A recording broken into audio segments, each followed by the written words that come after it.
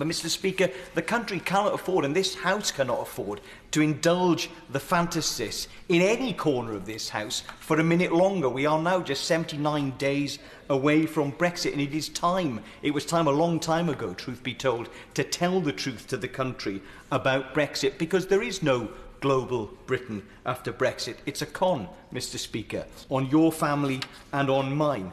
Brexit is a retreat from the globe, starting with disengagement from our part of it. It is a recipe for isolation and an abdication of our responsibility within our continent of Europe. And at the very moment when Britain is most needed, at the very moment when our influence and power might provide ballast and security for a Europe that is squeezed on the one hand by a demagogue in the White House and on the other hand a despot in the Kremlin, and at a point in the world in which an expansionist China is looking hungrily at all corners of the world, now's a moment when we could be providing our traditional leading role within Europe and within the world, but instead of which our myopic response to this has been to look inwards and to look backwards, lying to ourselves and to our people that we are doing the opposite, that we are returning somehow to our roots in empire, that we are, to use that dreadful phrase, that meaningless phrase, going global. It is a claim, Mr. Speaker, that is as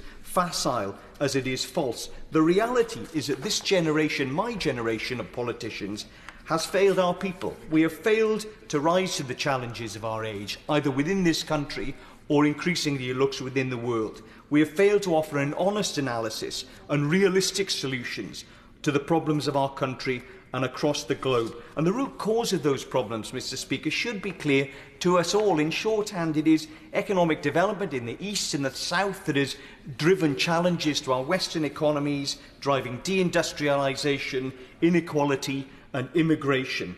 The sense of loss that my honourable friend, the member for Wolverhampton South East, spoke about, that is felt in his community and in my community. A loss of status, a loss of purpose, a loss of opportunity. Globalisation is the shorthand, but the key thing, Mr. Speaker, is that there is no shortcut to solving these problems.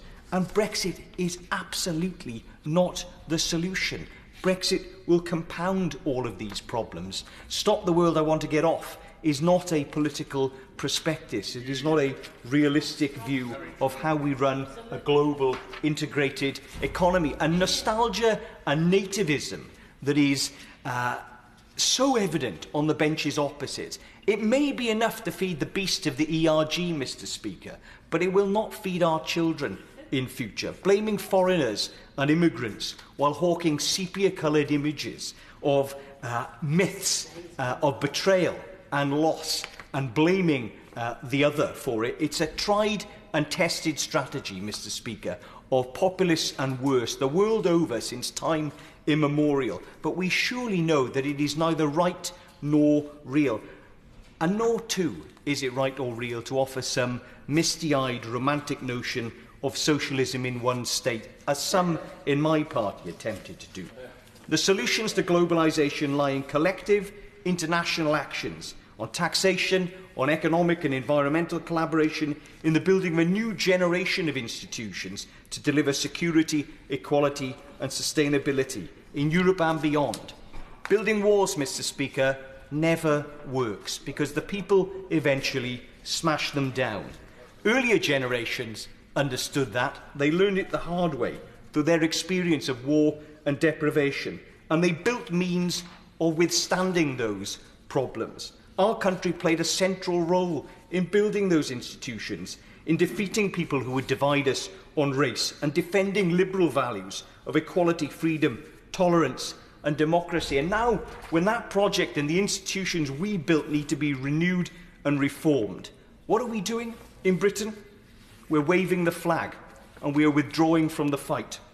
And that, Mr. Speaker, seems to me to be neither right nor honourable.